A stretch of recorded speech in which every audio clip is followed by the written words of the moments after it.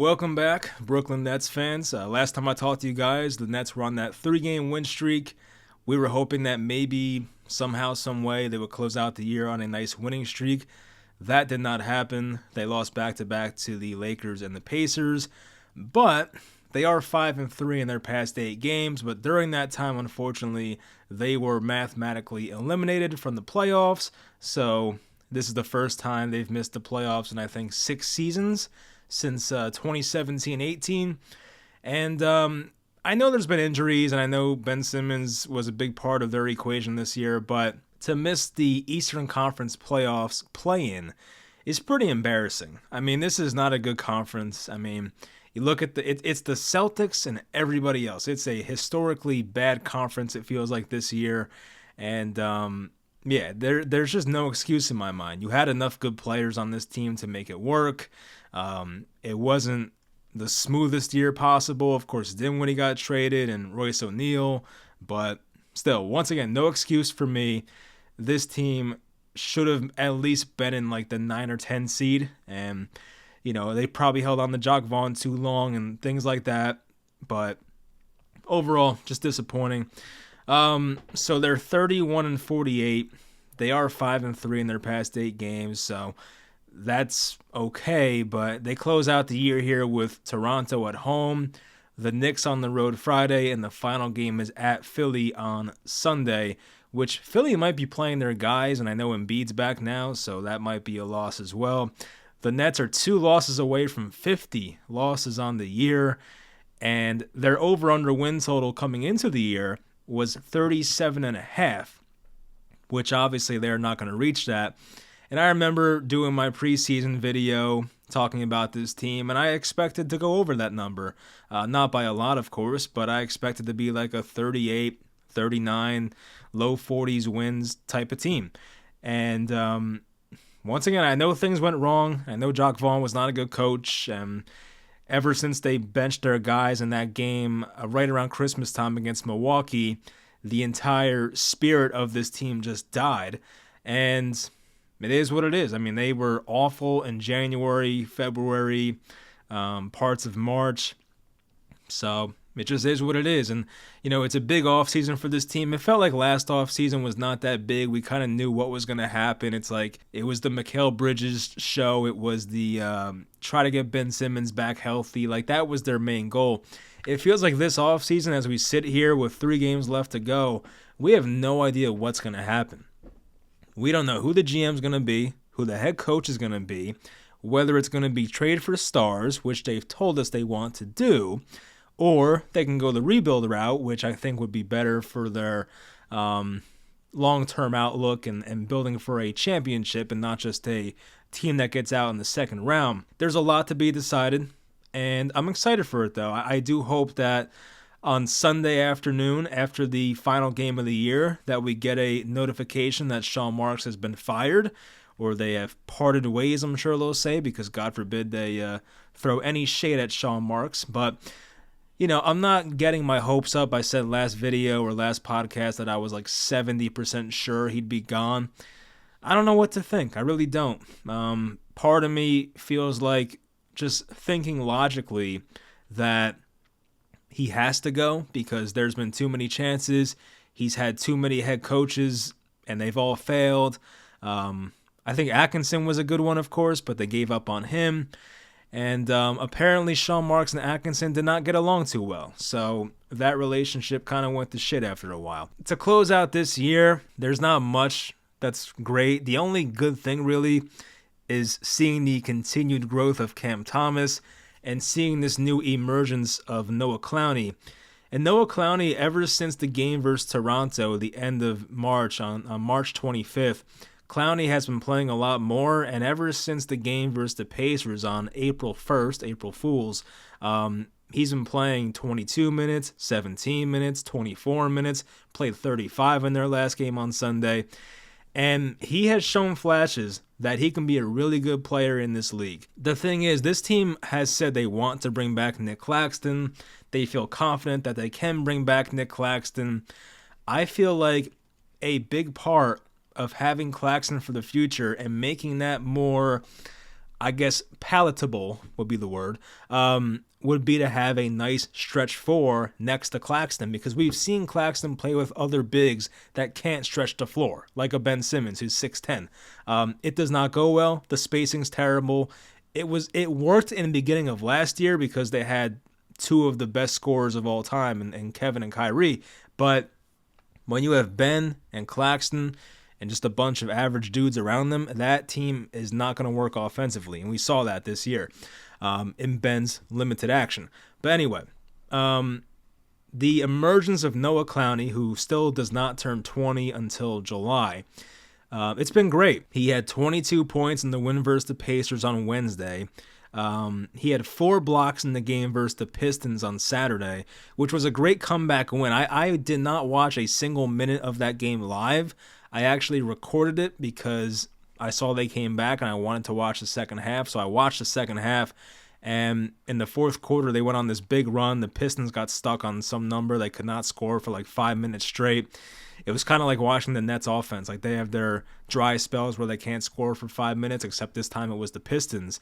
And Noah Clowney was going crazy in that quarter. He had like 3 blocks that quarter, made a big corner 3 for momentum. He was making so many big plays, and to see him do this, like, it's great seeing him do this, but it also makes you think, why was he not on this, I was going to say big league roster, that's more MLB, but why was he not on the Nets? Why was he stuck in Long Island on the G League team? Like, that's the part that should really make you think. And another whiff by this organization. Like, why was this kid, who definitely has talent and you definitely could have used him all year, why was he stuck in the G League? I just don't get it. I know, like, you had to develop him, I get that, but we've known that this Nets season has been over for a long time. He played 1 game in December, 1 game in January, 1 game in November, 1 in December, 1 in January. I mean, like, the guy was barely playing the beginning of the year. So the fact that he has not gotten like real consistent run until recently, I guess it's better than nothing. But once again, like, why did you wait so long? Like, what was the point? This was a guy who could have helped the team the entire year. But anyway, it's good to see Clowney play up his value. Whether he's going to be traded in the offseason, which I hope not, I do want this team to at least explore the option of trading their veterans like Bridges and DFS and get what you can for Cam Johnson, the man who can't stay healthy. Get what you can for those guys and build around this young core. It's not the best core. It's not the best young core in the NBA, but there's enough here to work with. Whether it's Noah Clowney, hopefully get Derek Whitehead back and healthy. And Derek Whitehead, like, you could tell something was off this year with him when he played. He did not get much run in the NBA this season. I'll look up his stats in a second here. I feel like getting him back healthy is big for this team. And I remember seeing the interview with him and Megan Triplett, and he was talking about how this surgery, hopefully, for Derek Whitehead was just to get him to a point where he knows he's fully healthy, and it was just like a big picture type thing. Like, they were just trying to get him healthy for the future. There was no point in rushing him back this year, and so far it seems like his recovery is going fine. So that's great to see. Whitehead only had action in 2 games this year. He came in garbage time versus the Heat back in November. Then there was the game against Milwaukee when they sat everybody. He played 21 minutes, went 1 of 5. 4 rebounds, 3 assists, 2 points. So he didn't look right, and I do think he had that stress fracture or whatever he had. So hopefully with this surgery that, he'll be fine. He's still 19, doesn't turn 20 until August 1st. So super young and has a lot of good basketball hopefully ahead of him. But it kind of reminds you of the Karis LeVert story, how he came in with the broken foot and it took a little while for LeVert to get going. So hopefully Derek Whitehead's a similar player with maybe even a higher ceiling than LeVert. So, but back to this young core. So Cam Thomas as well, 22 years old. We know a lot about Cam Thomas at this point. His assist rate is going up every single month. He's getting better. If you watch every Nets game, which if you don't, I don't blame you, but if you've been watching every game, you can see the growth in Cam Thomas's game. Is he a perfect player? No. Does he have some bad turnovers at times? Yes. Does he have some lapses on defense still? Yes. Does he put his head down too much and kind of dwell when he misses a shot or something or doesn't get a call? Yes, there are things to fix. I'm not going to sit here and just completely praise the guy and not point out things that need to be worked on, because realistically, there are things that have to be worked on. But Cam Thomas is by far, in my opinion, well, maybe with Clowney playing well recently, maybe not by far, but Clowney for majority of the year, I would say, by far has been the most enjoyable player to watch on this team. Not only because he's been impressive and has had some amazing games, but because he's still 22, and you know the growth is still there. Like, he can get better, and he will get better. So, there is fear that the Nets will make some type of move to trade him in the offseason. I don't trust this front office. And it's always been weird with Cam Thomas with this team.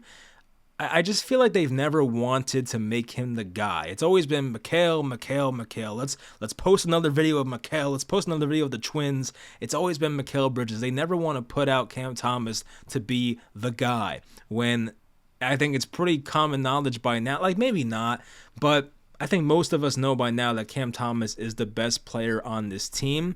Maybe a team competing for a championship would prefer a Mikal Bridges because he knows his role. He'll sit in the corner. He'll play better defense, hopefully, with less of an offensive workload. So it's a more of a sure thing. But in terms of who's more talented, it's obviously Cam Thomas. Like, if you put Cam Thomas versus Mikal Bridges in a 1v1, it's a good chance Cam Thomas is winning. So, but then again, it's not a 1v1 type of game. It's the NBA, 5v5. I get it, but you get the point. Even like a Day'Ron Sharpe, he's a cheap contract next year. He's making like $2 million. I think he has 1 year left on his deal. Same year as Cam when he was drafted. So one more year on his deal, 22 years old, $2.2 million salary. Like, affordable player. I would keep Day'Ron Sharpe for another year, see what you have. Trendon Watford's 23, Jalen Wilson's 23, Claxton's 24. Watford and Claxton are due for extensions, so the Nets have to make a decision there. And, Watford's a guy I talked about last podcast. He's been playing more. I feel like his last couple games have not been great, but especially last game versus the Kings. I mean, he had 4 turnovers. Like, he's had a lot of turnovers. That's the thing I'm kind of pointing to. Like, he had 4 turnovers in the Sacramento game, 4 turnovers in the Detroit game, 4 turnovers in the Indiana game, 3 versus the Lakers. Like, that's been bad, but he's at least shown you, like, yeah, he could be a stretch, not a stretch big per se, but like a big point forward that can sometimes stretch the floor. He knocked down back-to-back threes versus the Kings on Sunday. So, like, he has shown moments where he can stretch the floor, play pretty good defense. He's big on going downhill, getting to the rim. He likes to use that forearm to shove off, and sometimes refs will call it. Most times they won't. So he has enough talent to his offensive game to get to the rim. And I do like him on defense as well. So I hope Watford sticks around. That'd be nice. I do wish he played more throughout the year, because we've been getting nothing from guys like Dorian Finney-Smith for a long time. And it's like, at this point, why play him? I mean, I get it. You want to maybe play him because you want to trade him and keep that value at a decently high level. But that's the thing with this team. A lot of guys they get, whether it was via trade or whatever, like, the value of Cam Johnson, Mikal Bridges, and Dorian Finney-Smith are much lower now than what they were a year ago. And that's just the truth. It sucks, but that's really how it is. So, I don't know what they can get for Dorian in the offseason. If he sticks around, it's not the worst thing in the world. He has a pretty decent contract. It's only like $14 million next year. But still, I just feel like he's 30. I'd rather move on, get younger. If you can get a late first-round pick somehow, I'll take it. But we'll see. Dennis Schroeder's also 30, another veteran. So he has a year left on his contract. I'd keep him around. I feel like he's done enough here. He's been a good leader, so I would keep him.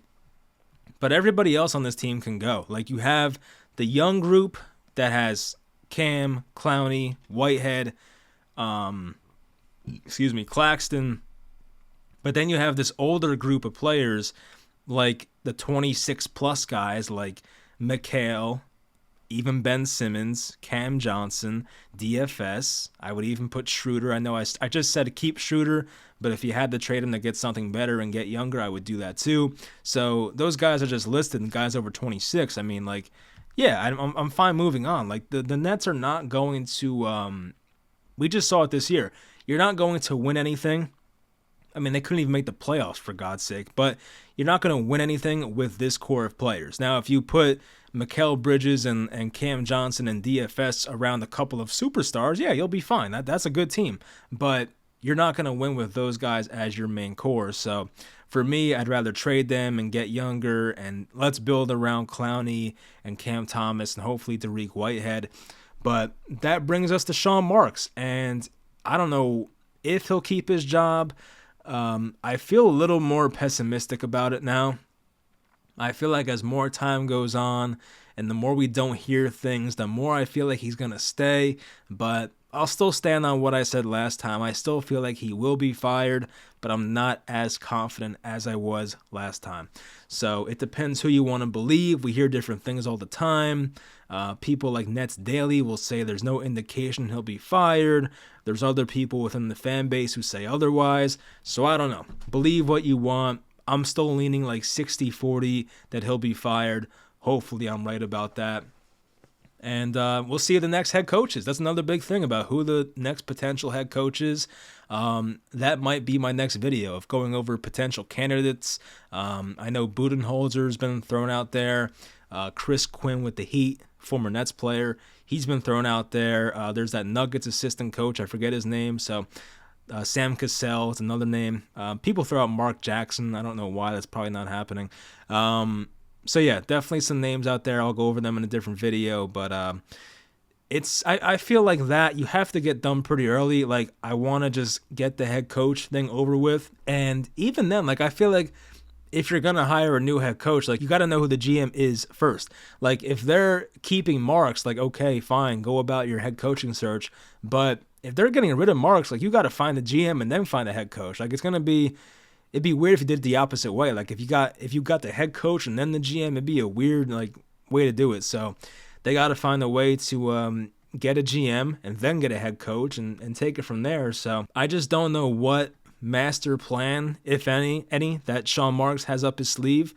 If he does, then great. I guess we'll see if he's around. But at this point, I don't know. I feel like they're going to trade a lot of assets for players that they should not trade a lot of assets for.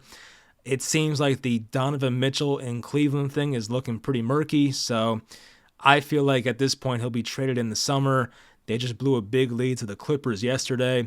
So I feel like Mitchell will be gone from Cleveland. But, I mean, what's stopping a team like the Spurs or, who else would be in that mix? Or even like the Miami Heat? Like, what's stopping them from getting Mitchell? Like, there's no guarantee he ends up as a Brooklyn Net. Like maybe they know something. Maybe the Nets know that Mitchell wants to be here, but you never know. It was a foregone conclusion that Dame was going to be a part of the Heat last year, and he ends up in Milwaukee. Like you never know. These things happen, and I guess we'll see how it plays out. But if you get Mitchell, the question has always been and still remains, who's the next guy you're going to get? You can't just have a team of Mitchell and Mikal Bridges and expect to be great. Like you have to get Mitchell and get somebody else. You can't just have one guy that is a top 20 player and Mikal Bridges who is maybe like top 40 at this point. Like you can't expect to win much with that core. Like are you getting Mitchell and Karl Anthony Towns? Are you getting Mitchell and Trae Young? Are you getting Mitchell and insert somebody here? Like I don't know. So it's interesting. I don't know what they're going to do. Me personally, I just don't trust Sean Marks. I feel terrible about this. It's a bad feeling. Because it's funny. Like at one point, I really thought Sean Marks was like just this amazing, just top 5 GM of all time type vibes. Like it was really on that path for a while. And I feel like ever since the Bucks lost, the Bucks series loss in 2021, I mean, Sean Marks has arguably been the worst GM in the NBA. So from like 2016 through 2021, his first 5 years here, the guy was probably no doubt the best general manager in the NBA. Like you think about it, took over a team with no assets. He built it up, got 3 future Hall of Famers on one team. And then just like 2 or 3 years later, the guy is like looked at as a clown. Like it's just crazy. So, Yeah, it's annoying, and I think he's messed up way too many times to have another chance at it. And for me, it hurts to see this team score 77 points yesterday in a full game, and to see Kyrie score 48 in a single game and the Mavericks won. Like, just seeing stuff like that, seeing stuff like that just breaks my heart. Like, it pisses me off. So, I hope that Sean Marks is held accountable and that we do have a new direction in the offseason, but hopefully by Sunday on April 7th, we'll find that out. Actually, no, not April 7th. I'm looking at the wrong Sunday. That's April, 14th maybe or something? I'm trying to see the schedule now. Whenever the hell it is. But yeah, we'll find out soon where they're going, what the situation is. I'm just nervous about this offseason. Like, I really do think that they'll do the whole, like, let's try to win now type stuff. And, I just don't like that for guys like Cam Thomas, like a guy that I want to keep here. Because you're thinking if they're going to star hunt, then Cam Thomas is probably gone. I guess it's not like a 1,000% likely, but like if you're going to trade for a Mitchell, then like why wouldn't Cleveland want Cam Thomas in that package? And I feel like, as I said in the beginning of this video, like the Nets have not shown any commitment to making Cam Thomas their guy. Like put him as like their guy, the guy they advertise the most, and the guy they want to build around. Every freaking report says they want to build around Mikal Bridges, not Cam Thomas. So that's the scary part. I feel like they will trade Cam Thomas if it comes down to getting Mitchell, and I'll be sad about that, but maybe it works out. Maybe Mitchell teams up with somebody else. Like, that's the hope for me, is that Mitchell, who I think for the most part is a well-liked guy who has played on like some all-star teams and probably Team USA and all that stuff. I'm hoping and assuming he has some relationships around the league, and that's how these things start. You trade for one guy, you sign another guy. Like I messed this up last video. Someone corrected me, and thank you for that. But this happened with the Clippers, how they signed Kawhi Leonard, and I thought they signed Paul George. I forgot he was traded for. I don't know how I forgot that one, but they traded for Paul George and kind of made like this, big two, I guess you can call it.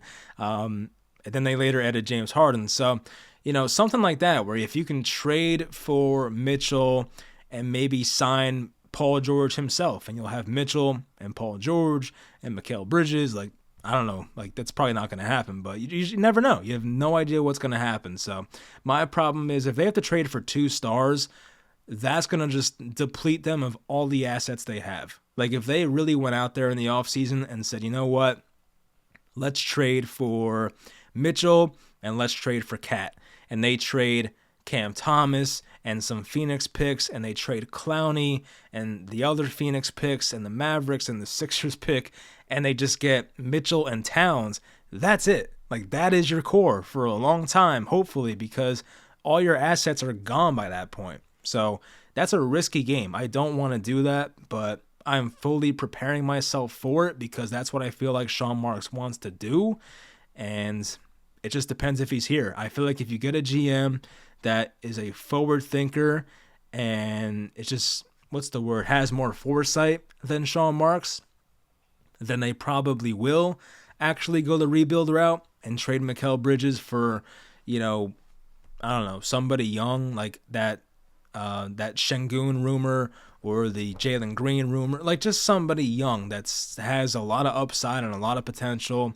So some deal like that, that's what I prefer. But as I said, I'm not going to get my hopes up because I feel like based on what they've said through the media and everything else, they want a star hunt. That's what they want to do again, which makes no sense. I don't want to go on this rant again and bring up the old guys, but it literally reminds me of the Family Guy scene with the mystery box. I mean, for those who don't know, there's this scene where I forget why they end up here, but Lois and Peter, the main characters in Family Guy, they end up at this table, and this guy's offering them a free speedboat or a mystery box. And Peter is sitting there. We know Peter's an idiot and all that. Peter's sitting there and saying, well, the mystery box can be anything. It could even be a boat. And then Lois is like, so just take the boat. And then Peter's like, we'll take the mystery box. And turns out it was like some comedy tickets or something like that. So the reason I brought that up is because it's like the Nets want to go star hunting this offseason when they already had two stars. You had Kevin and Kyrie in your hands. That was your boat. You had the boat. And Sean Marks, who is Peter Griffin in this case, was like, give me the mystery box. So we sit here through this dreadful year where the Eastern Conference is awful once again. If we had last year's team in the first half before the trades were made, if we had that team that went 18-2 this season, the Nets might be the second or third team in the East right now. Like, it's just crazy that they gave up on that to eventually go star hunting again, to get players that probably won't be as good as Kevin and Kyrie. Like, if they do get Cat and they do get Mitchell, they're not better than the guys we had here last year. I'm sorry. Like, I hate to say it, but it's true. So, like, Sean Marks is doing this whole mystery box thing when he literally had the boat in his organization. He had the boat. He had Kyrie. He had Kevin Durant.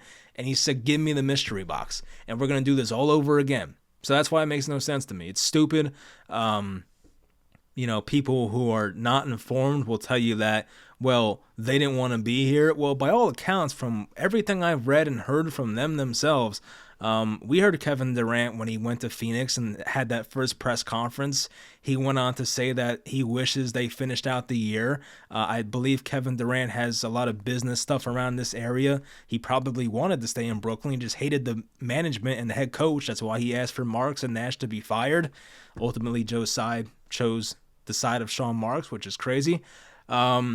And Kyrie Irving, I'm pretty sure, wanted to retire a Brooklyn Net. Like, I'm sure that's what he wanted. His family lives like a half hour from Barclays, I'm pretty sure. And they were saying a couple weeks before his trade demand that he wanted to stay in Brooklyn under the right contract. The Nets did not give him the right contract. And now we're going to sit here in this summer of 2024 looking to acquire two more stars. But instead, we have to give up all the assets that we got from those two players, Kevin and Kyrie, and probably give up Cam Thomas and maybe Noah Clowney to get two other stars that might not be as good. I mean, what kind of plan is that? I really do hope I'm wrong. I really do. But, I have a bad feeling about this. That's all. I don't mean to be too doom and gloom, but that's how I feel. So anyway, that's pretty much it. End of rant. It's been an awful year. I know people are doing player grades and stuff like that. Maybe I'll just quickly do that for you guys real quickly. No order. Dennis Schroeder, he gets a B+ for me. He's been solid. DFS, C-. I mean, it was good to start out, but the guy has not been hitting his shots. The defense has not been as good as I thought. And in fairness to him, he probably thought he'd be traded by now. So, hey, I get it. Cam Johnson, I'll give also a C-. Maybe even a D+ because his crunch time shooting is horrific. The guy cannot make a fourth quarter shot. It's really sad. Ben Simmons, D-, should be an F. I'll give him a D-. Mikal Bridges, C+. I mean, shows up every game. Some people think he's quit. I don't know about that, but even last night, he took 4 shots, didn't he? He took barely any shots. Last night he took 6 shots, 3 of 6 for 8 points. What the hell are you doing, man? I know that Schroeder and Cam Thomas are pretty ball dominant at this point, but still 6 shots for a guy who is supposed to be the leader of this team. I mean, come on. Who else? Dennis Smith Jr., give him a C. He had his moments, but unfortunately he's a pretty limited player.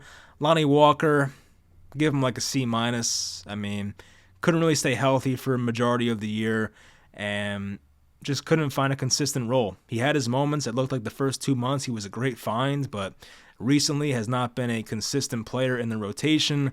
Nick Claxton, I'll give him probably a B- or a B. He's been all right.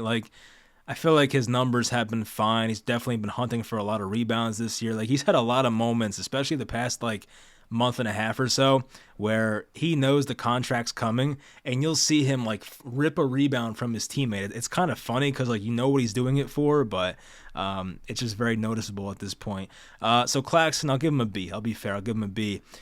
He's been dominant in certain matchups, but in others he gets pretty invisible. So that's the concerning part about a extension on the way. Jalen Wilson for me, probably like a B minus. I mean, the expectations were low for a second round pick. He's been fine. He had a slump about 2 weeks ago. He's been shooting better lately, so he's been fine. Trendon Watford, I always call him Trenton, like the capital of New Jersey. Trendon Watford. Probably like a C. Recently he's been pretty good. Too many turnovers once again, but he's a pretty decent player for the league minimum. Cam Thomas, I'll give an A minus. A lot of growth to his game.